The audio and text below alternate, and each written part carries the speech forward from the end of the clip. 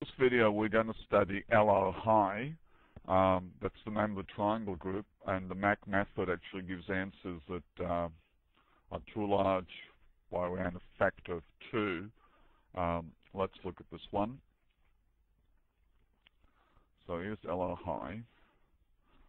Let's look at the Mack method for the paid losses cumulative.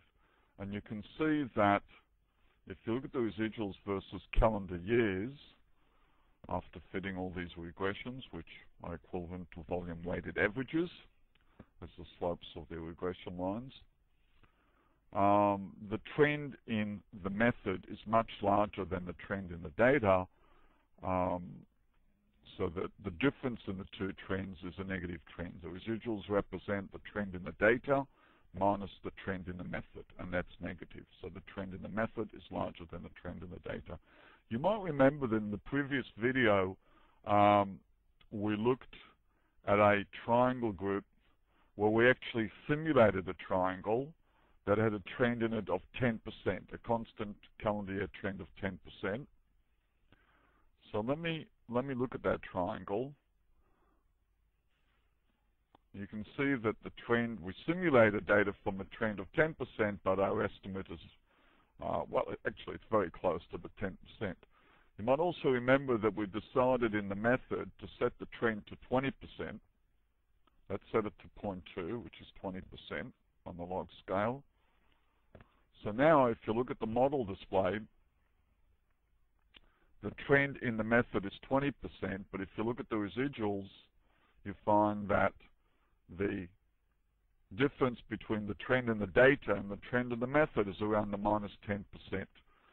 So the trend in the method is larger than the trend in the data. The trend in the data being around 10, the difference between method and data in this case is minus 10. If you compare that to the Mack method applied to a completely different data set, let's look at those two.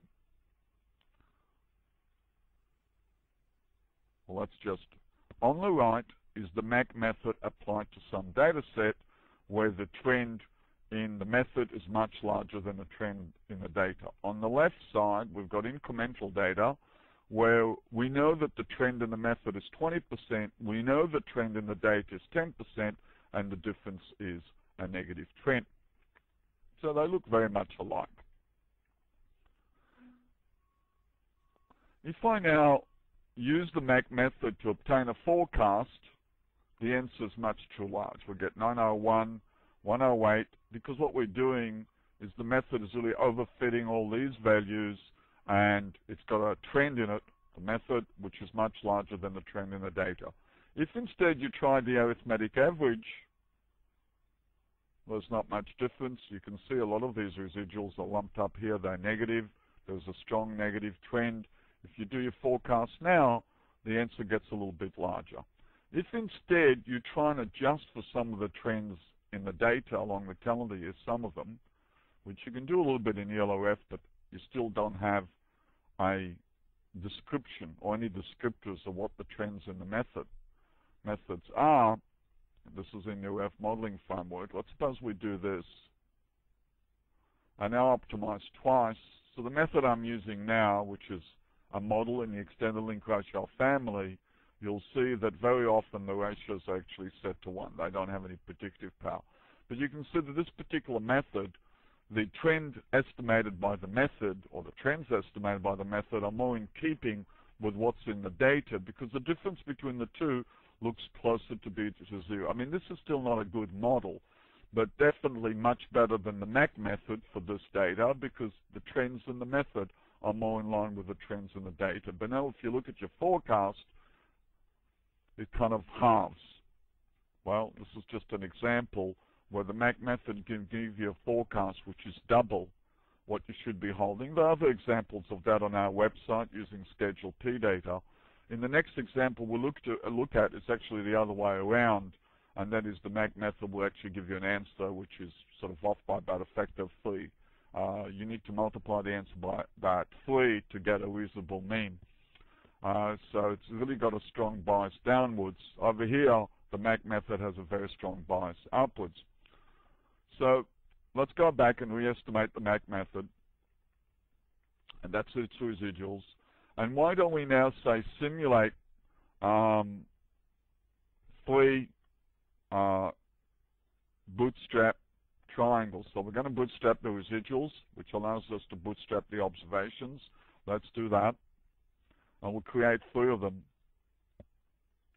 But, you know, when we do that, it's quite interesting. We're assuming that these residuals are random, and when we standardize them, they come from the same distribution. But they don't.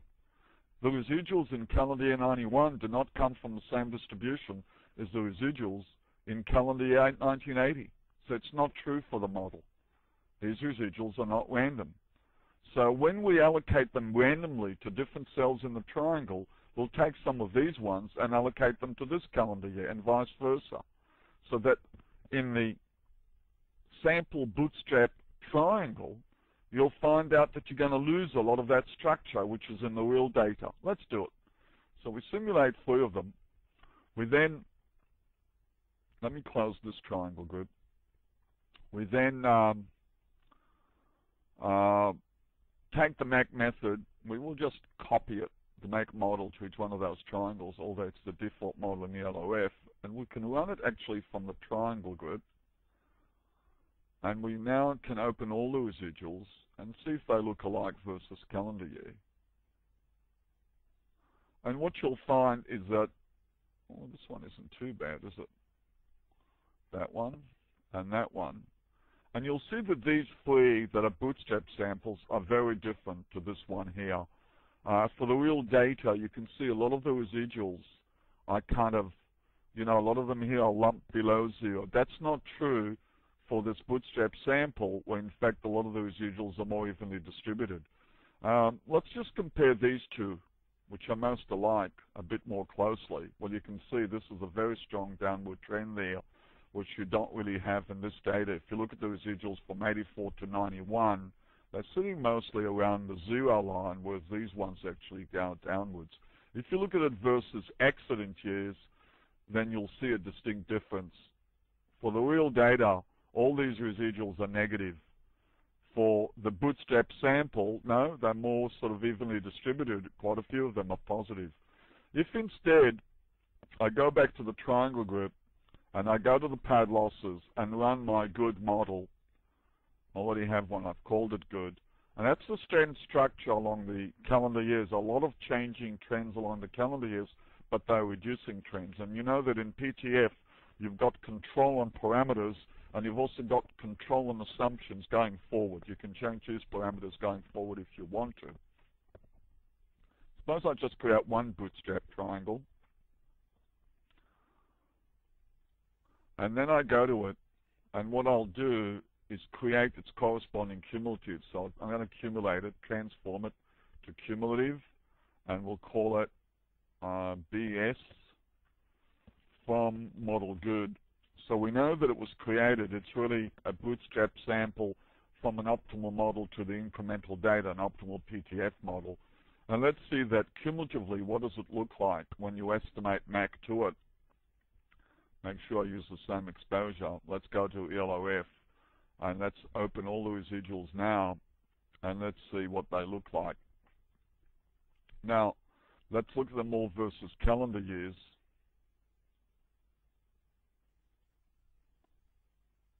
And you'll see that the 2 that look most alike is this one here and that one. And these are the 2. This is the real data on the bottom right. And this is the bootstrap sample that was created from the model, for optimal PTF model, to the incremental data. If you look at them versus accident years, doesn't look as much alike, I guess.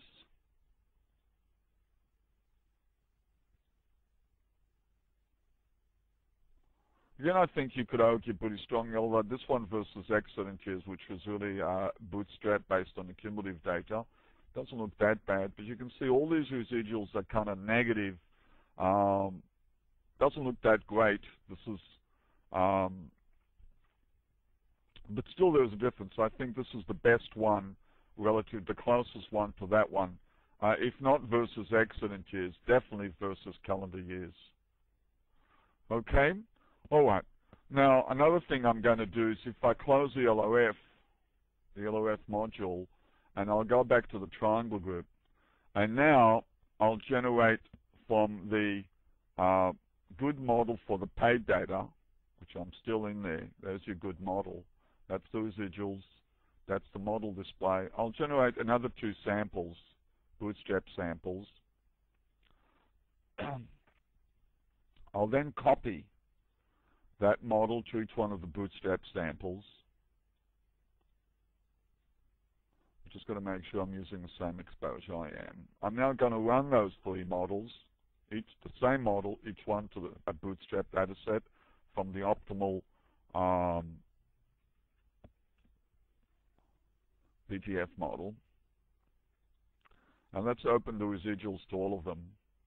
And let's now just estimate to each one of them a model that only has 1 parameter in each direction. So you can see the overall patterns in the data. And I guess if you look at the 4 of them, they seem to be quite indistinguishable. Okay? So we took the optimal model in the probabilistic transfamily modeling framework. We simulated 3 Bootstrap triangles from it. And then to each one of the triangles, we just estimated 1 parameter in each direction. It's not the right model for each data set. It's just 1 parameter, so we can get the overall patterns in the data. And you can see that these all look very similar. So if you look versus development years, they're kind of indistinguishable, aren't they? The one on the bottom left is the real data. If you look at it versus calendar years, again, they're quite indistinguishable. So PTF optimal model creates Bootstrap samples that are kind of indistinguishable from the real data, whether you look at them incrementally or cumulatively in the LOF modeling framework. Yet, if you generate Bootstrap samples from the Mack data, you can distinguish those samples from the real data. Notwithstanding the fact that the Mack method for the real data doesn't really work and gives you an answer which is off by a factor of about 2. So again, if you go back to it, LOF, you can see that these residuals are not random and they've got a strong strength structure. So there's a strong upward bias in the answer based on the Mack method. Thank you.